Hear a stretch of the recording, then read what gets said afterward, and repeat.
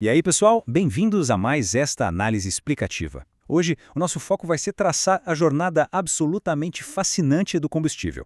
A gente vai explorar tudo, desde a história mais antiga, quando a humanidade estava apenas começando a dominar o fogo, até chegarmos naqueles líquidos altamente projetados que alimentam os motores modernos hoje em dia.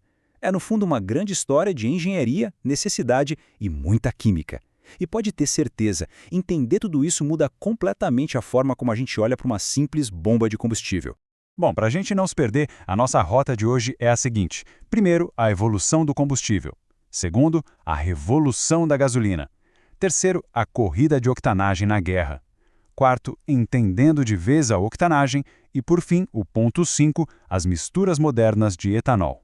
Parte 1. A evolução do combustível.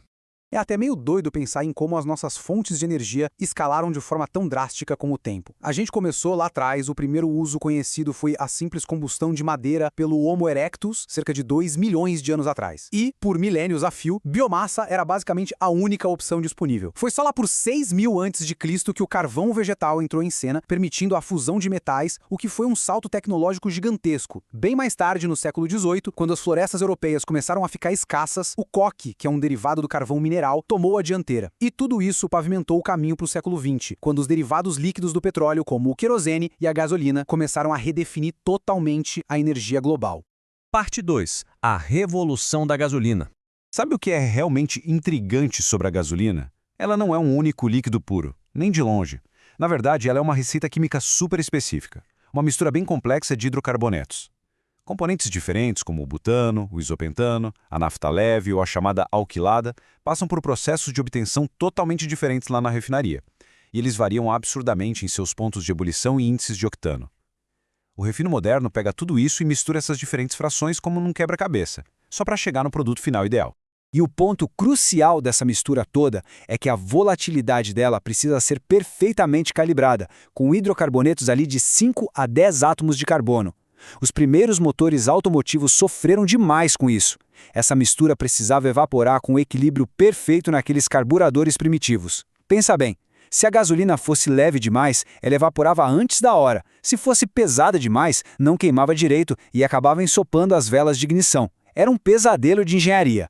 E a história vai ficando ainda mais complexa. Historicamente, a primeira gasolina vinha de uma destilação simples, mas com aquele boom enorme dos automóveis, as refinarias simplesmente não davam conta de produzir o suficiente. Isso forçou a criação do processo Burton, lá em 1911, que usava muito calor e pressão para literalmente quebrar ou craquear moléculas maiores de petróleo em moléculas de gasolina. Isso dobrou o rendimento, mas teve um custo. Esses combustíveis iniciais traziam moléculas instáveis que causavam detonações terríveis nos motores e formavam os resíduos pegajosos, a famosa goma. O resultado? Os químicos tiveram que suar a camisa para inventar aditivos novos e processos de tratamento que acompanhassem a demanda insaciável por motores mais potentes.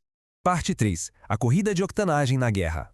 Só que essa busca constante por potência teve um lado bem sombrio na década de 1920. Tentando acabar com a detonação nos motores, os pesquisadores descobriram que o chumbo tetraetila funcionava muito, mas muito bem. O problema é que os perigos do chumbo já eram conhecidos. O pesquisador Eric Krause alertou todo mundo contra o uso, chamando o produto de, e eu cito, um veneno rasteiro e malicioso. Infelizmente, em 1924, acidentes trágicos e fatais de envenenamento aconteceram nas refinarias que faziam esse aditivo, o que até gerou proibições temporárias. Mas no fim das contas, a falta de uma alternativa barata fez a gasolina com chumbo virar o padrão por décadas, ignorando totalmente os alertas de saúde pública que depois se provariam tragicamente corretos.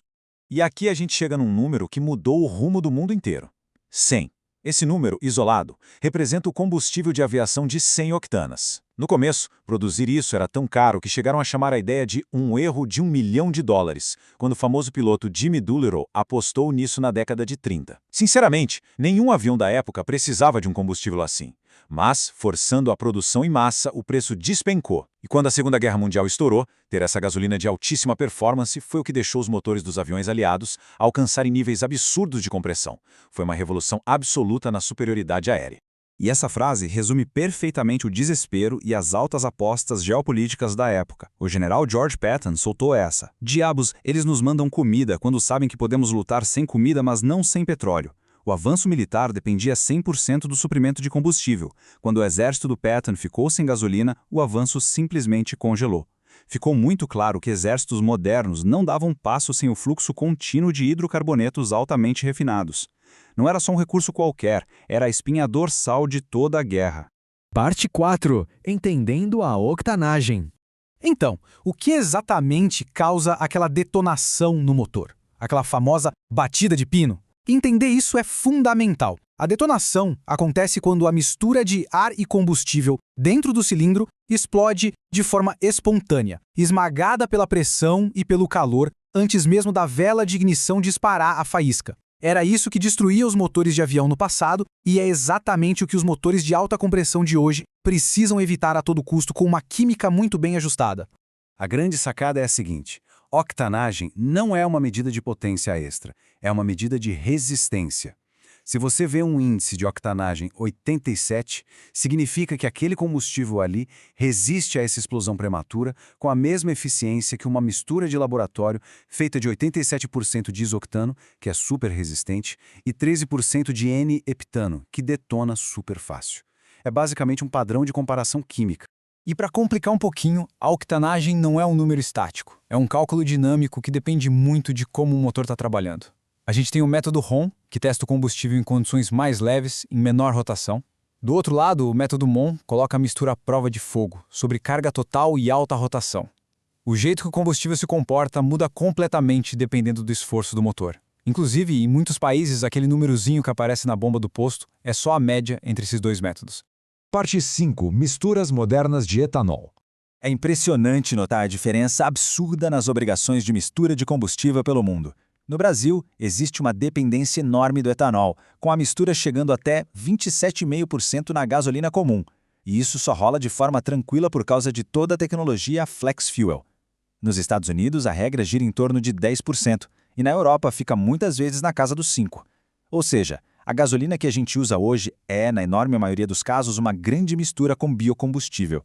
E com toda essa complexidade na receita, entram os aditivos. Nas gasolinas aditivadas ou premium, você encontra compostos super específicos que servem, acima de tudo, para limpar o sistema. Os detergentes e solventes garantem que os bicos injetores não fiquem entupidos. Mas tem um detalhe crucial aí. Eles limpam e mantêm a eficiência do motor em dia, sim, mas não aumentam a octanagem por conta própria. Limpeza do motor é uma coisa, resistência à detonação é outra bem diferente.